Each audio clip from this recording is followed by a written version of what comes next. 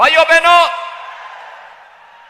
हम सबको, हर भारतवासी को सनातन धर्म पर गौरव की अनुभूति करनी चाहिए। आज से 5000 वर्ष पहले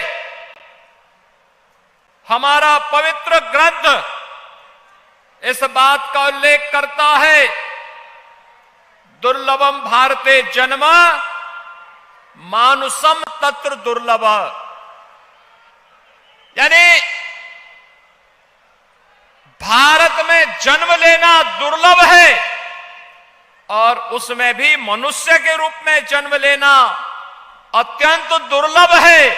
यानी हम सब अत्यंत सौभाग्यशाली हैं कि विश्व मानवता को राह दिखाने वाले भारत की धरती पर न केवल हमने जन्म लिया है, बल्कि दुनिया के सबसे प्राचीन धर्म सनातन धर्म, जो दुनिया के मानवता के कल्याण का मार्ग प्रशस्त करता है, उसके रूप में जन्म लेने का सौभाग्य हम सबको प्राप्त हुआ है। हम सबके लिए गौरव की बात होनी चाहिए।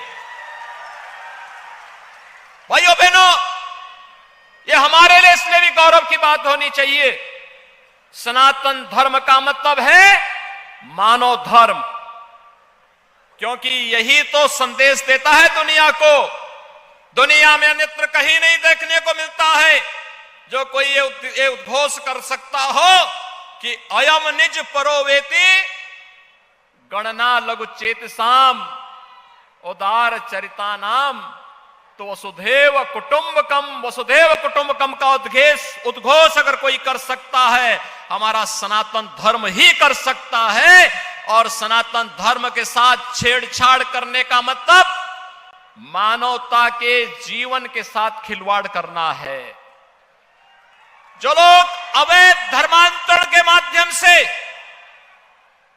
राष्ट्रांतरण की कुत्सित मंशा के साथ भारत के अंदर कार्य करना चाहते हैं, उनकी मंशा कभी सफल नहीं होने वाली है, कभी सफल नहीं होने वाली है।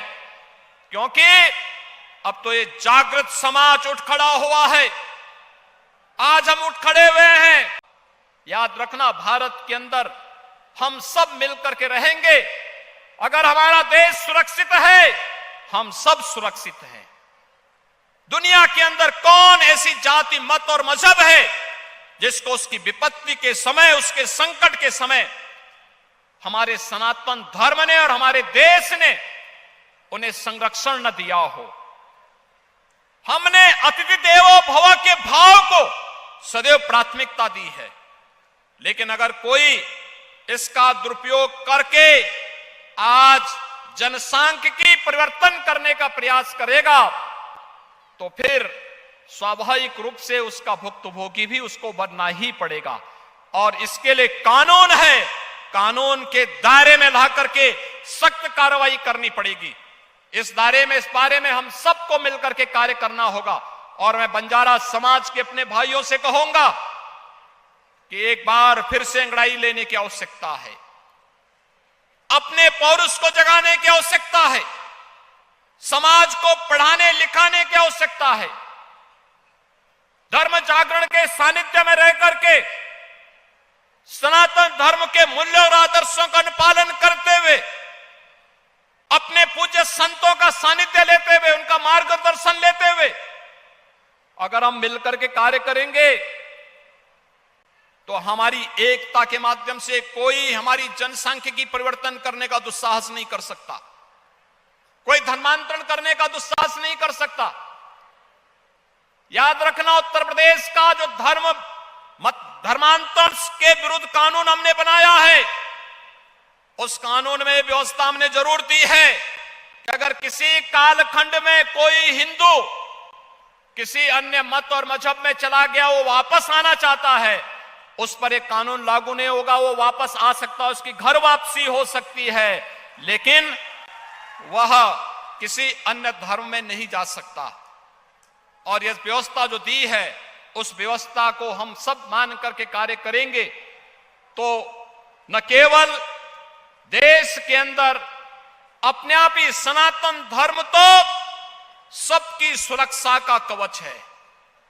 हर जाति, हर मत, हर मजहब, हर क्षेत्र, हर भाषा और विश्व मानवता के कल्याण का मार्ग भी यही प्रशस्त कर सकता है।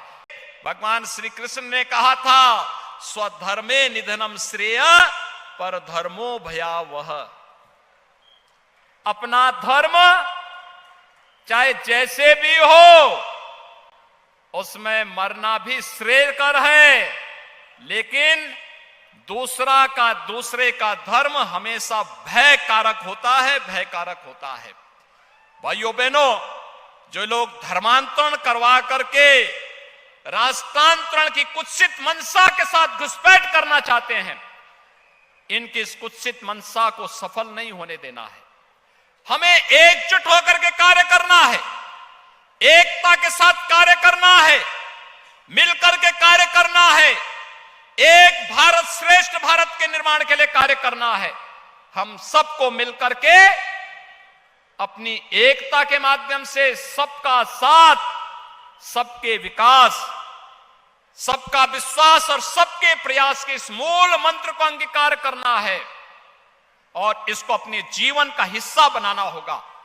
जब हम सब मिलकर के कार्य करेंगे, कोई जाति भेद नहीं, क्षेत्र और भाषा का कोई भेदभाव नहीं, किसी भी प्रकार का कोई अन्य भेदभाव नहीं, उत्तर से दक्षिण, पूरब से पश्चिम, पूरा भारत एक होगा और एक स्वर से बोलेगा तो दुनिया की कोई ताकत आपको आगे बढ़ने से अब रोक नहीं सकती है।